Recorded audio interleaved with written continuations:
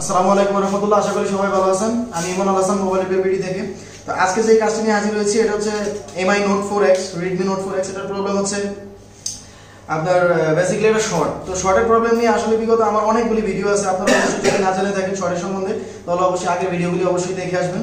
তো আজকে যেই শর্ট নিয়ে আরো আলোচনা করতে যাচ্ছি এটা হচ্ছে আমি A to Z যত শর্ট থাকে ফোনে, তো এই শর্টগুলি ফুল শর্ট থাকে বা হাফ শর্ট থাকে, লিগের শর্ট থাকে, এই বিষয়গুলো নিয়ে বিস্তারিত আলাপ করব। তো আমার ফোনটা যদিও নরমাল, বাট আপনাদেরকে যে সলিউশনটা দিব এই সলিউশন দিয়ে আপনারা হিউজ পরিমাণ ফোন আপনারা শর্ট রিমুভ করতে পারবেন, যেই কোনো ফোনে শর্ট রিমুভ করতে পারবেন খুবই ইজিতে। তো আমার মনে হয় বাংলাদেশে আজ পর্যন্ত কখনো এই বিস্তারিত বিষয় নিয়ে আলাপ করা হয় নাই শর্ট বিষয়ে।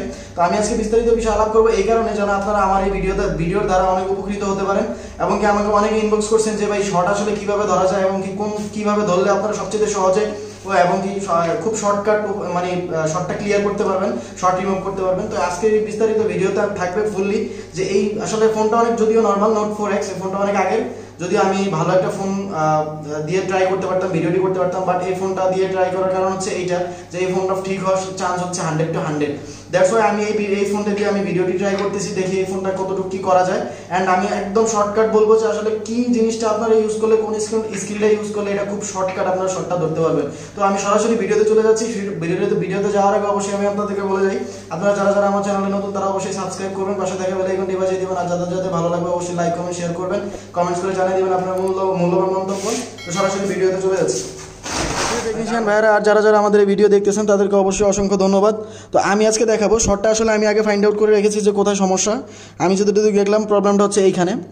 তো আমি আগে আপনার ফিল করে দেখছি যে আসলে কোন জায়গাটা গরম হয়।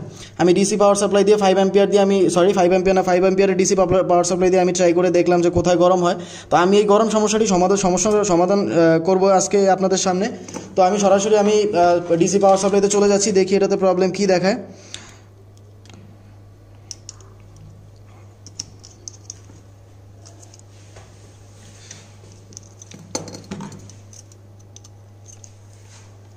ওকে,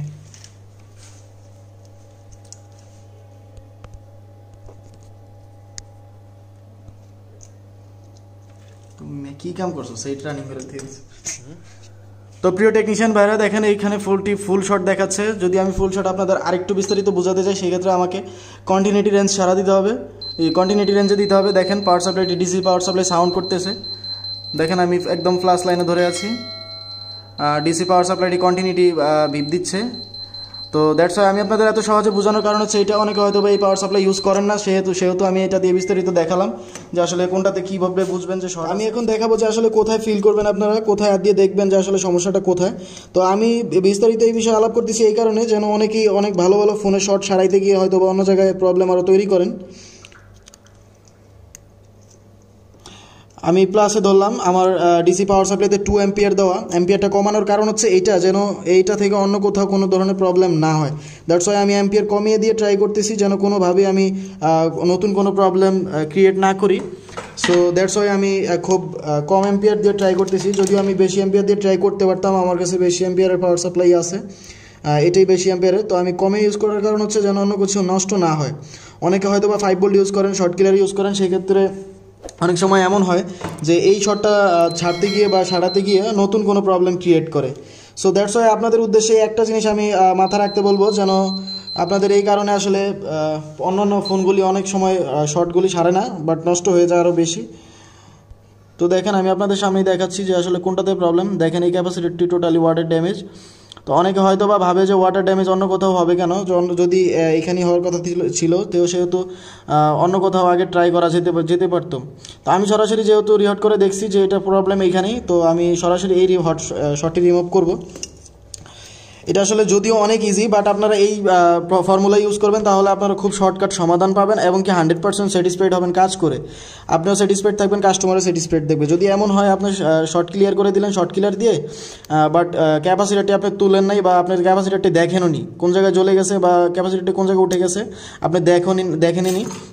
তো না দেখার কারণে যখন ক্যাপাসিটি থেকে যায় ওই ক্যাপাসিটি কিছুদিন পরে বা কিছু পরিমাণ শর্ট রয়ে যায় বা কিছুদিন পরে আবার নতুন ধরনের প্রবলেম দেওয়া শুরু করে। তো আমি সরাসরি এখন দেখবো যে আসলে ফোনটা রানিং হয় কি না, আপনারা এর সাথে সাথে দেখেন যে আসলে ফোনটা রানিং হয়েছে কি না। এই ফর্মুলা ইউজ করার কারণ হচ্ছে নতুন কোনো সমস্যা ক্রিয়েট না হওয়া, আর দেন 5 মিনিট সময় লাগলেও আপনারা অবশ্যই ভালো একটা সলিউশন পাবেন। আমার এই কথাগুলি হয়তো বা আপনাদের অনেকের ভালো লাগতে পারে, আর যদি ভালো লাগে তাহলে অবশ্যই লাইক দিবেন, আর যদি খারাপ লাগে ভাই ডিসলাইক দিয়ে চলে যাবেন, কোনো সমস্যা নেই। ব্যাটারিতে যদি চার্জ থেকে থাকে রানিং হয়ে যাবে। আই থিঙ্ক সো ব্যাটারিতে চার্জ নাই আমার মনে হয়, তো আমি চার্জে লাগিয়ে দেখি কী অবস্থা। চার্জ একদম খালি।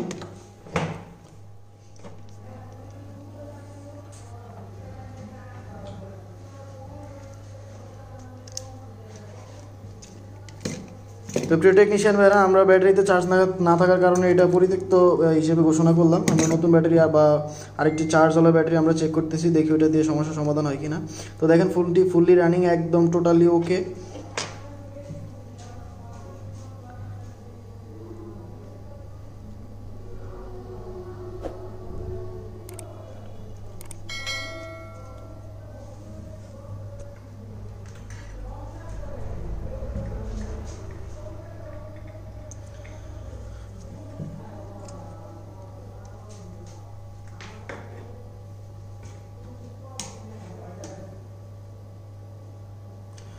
আপনারা সর্বপ্রথম ফলো করবেন যে কোন জায়গাটা আপনারা ফিল করবেন যে কোন জায়গাটা আসলে হিট হচ্ছে, ওই জায়গাটাই আপনারা কাজ শুরু করবেন।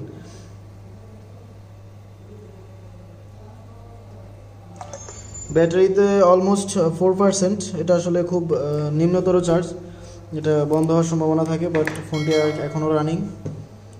তো দেখেন ফোনটি ফুললি রানিং হয়ে গেছে, ফোনটি ফুল শর্ট ছিল। তো প্রিয় টেকনিশিয়ান ভাইরা, আশা করি সবাই ভালো থাকবেন ইনশাল্লাহ। দেখা হবে পরের ভিডিওতে।